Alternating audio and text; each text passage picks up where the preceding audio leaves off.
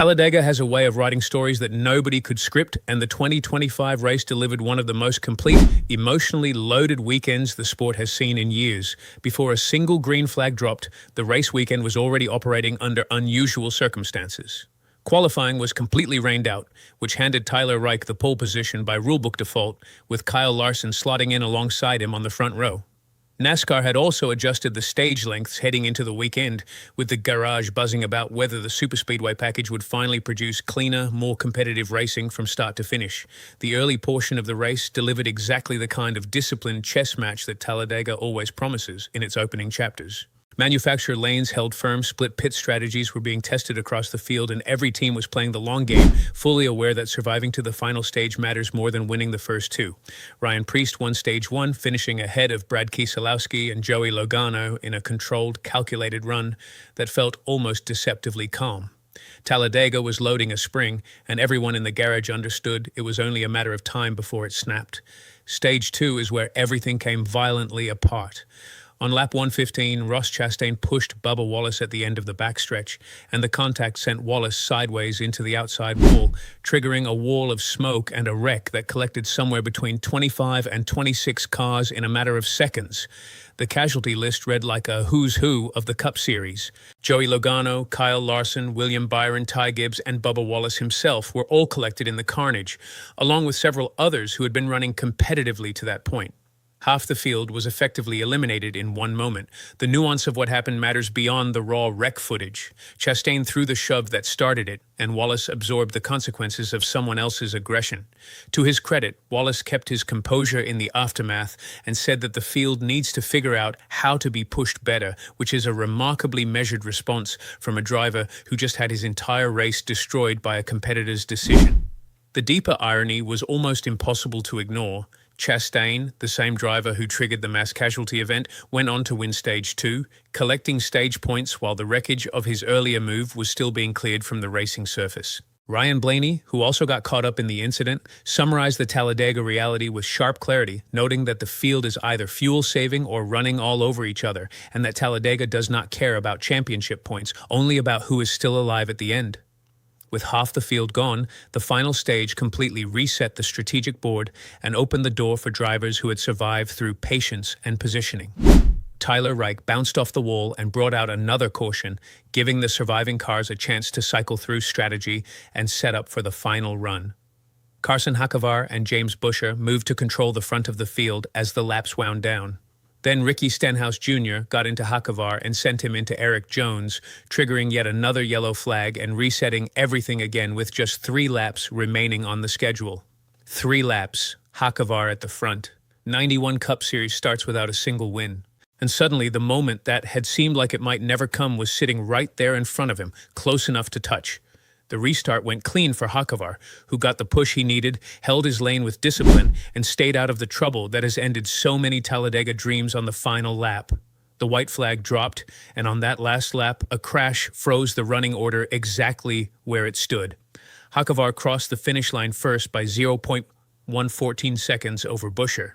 Alex Bowman came home in 3rd, Chase Elliott in 4th, and Zane Smith in 5th. With the victory, Hocevar jumped to 8th in the Cup Series standings with 292 points, 91 starts, 1 moment, and it happened at the hardest and most unpredictable track on the entire schedule. This was not a rain-shortened gift or a fuel strategy fluke that handed him a win by default.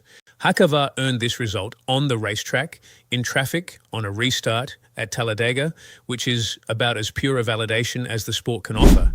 In the press conference, he said that this was the biggest dream he had ever allowed himself to think about, and the weight of that statement was visible on his face as he said it. He dedicated the win to his late grandmother, acknowledged his grandfather watching from home, and thanked team owner Jeff Dickerson, who had built this entire program around the belief that a moment like this was eventually coming. Dickerson's statement after the race was pointed and confident, noting that this one was settled on the racetrack and that the team was not finished. Hocevar and Dickerson even joked during the press conference that they were now in the video game, a reference to how winning at Talladega carries a specific kind of cultural weight that changes a driver's status in NASCAR permanently. Dickerson also noted that this victory felt fundamentally different from Spire Motorsport's previous Daytona win. because this one was contested, complete, and entirely unquestionable from the moment the checkered flag fell.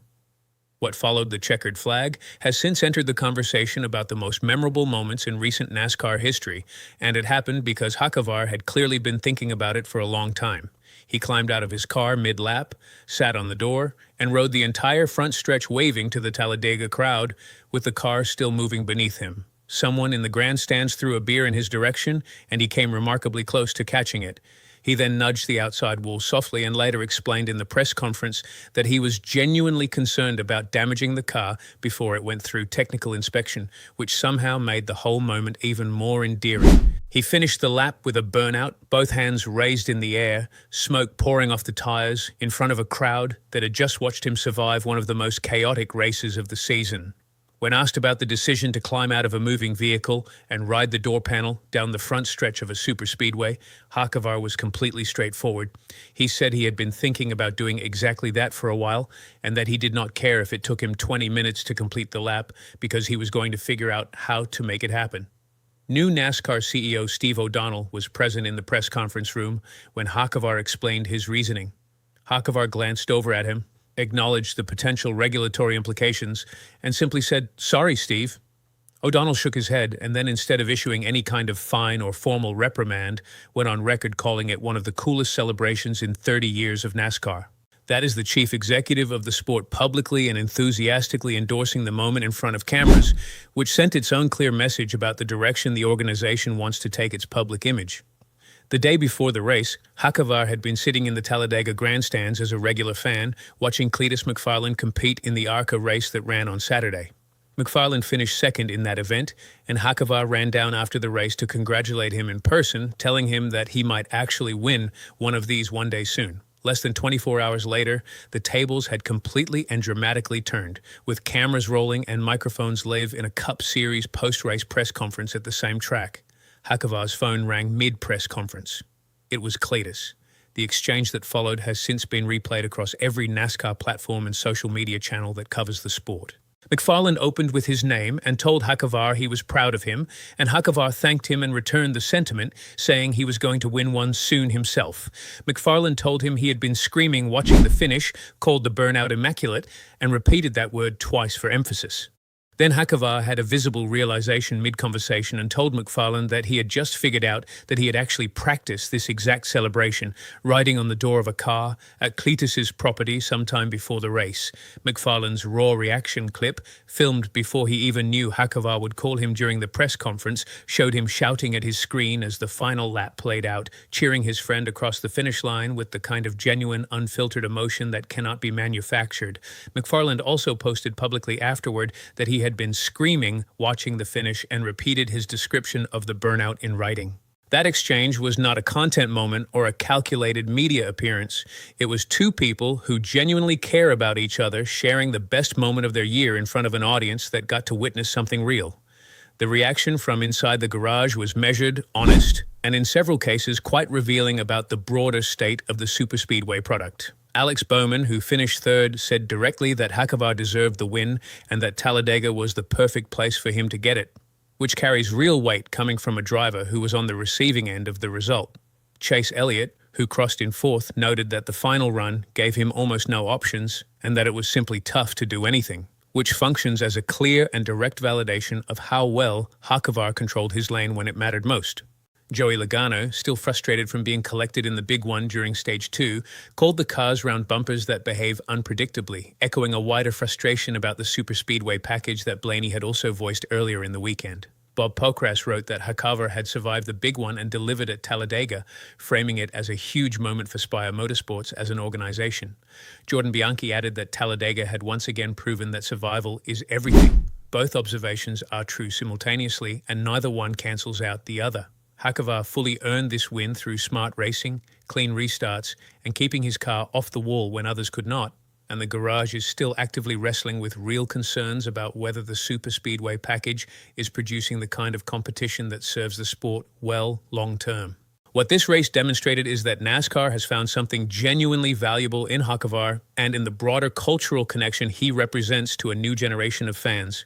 Raw emotion, aggressive driving, and a personality that does not need to be manufactured or carefully managed by a communications team are qualities the sport has been searching for in its next wave of stars. Cleetus McFarland brings a substantial digital audience that does not follow traditional broadcasts or consume the sport through conventional channels, and that audience watched one of their own climb to the top step of the podium at one of the most storied tracks in American motorsport. CEO Steve O'Donnell publicly and enthusiastically blessed the celebration on record. These are not small signals about where the sport is headed. The Talladega press conference, taken in its entirety, was the clearest proof yet that NASCAR is actively leaning into a cultural shift rather than resisting it. The race itself, the climb out of the moving car, the almost caught beer, the nudge of the wall, the burnout with both hands raised, and the phone call from a friend who had been in the grandstands 24 hours earlier, all of it together told a story about what the sport can be when it stops trying to control every variable and lets genuine moments breathe. NASCAR spent years looking for the next generation of stars who could carry the sport forward. Two of them just shared a phone call in a post-race press conference at Talladega, and the entire sport was watching.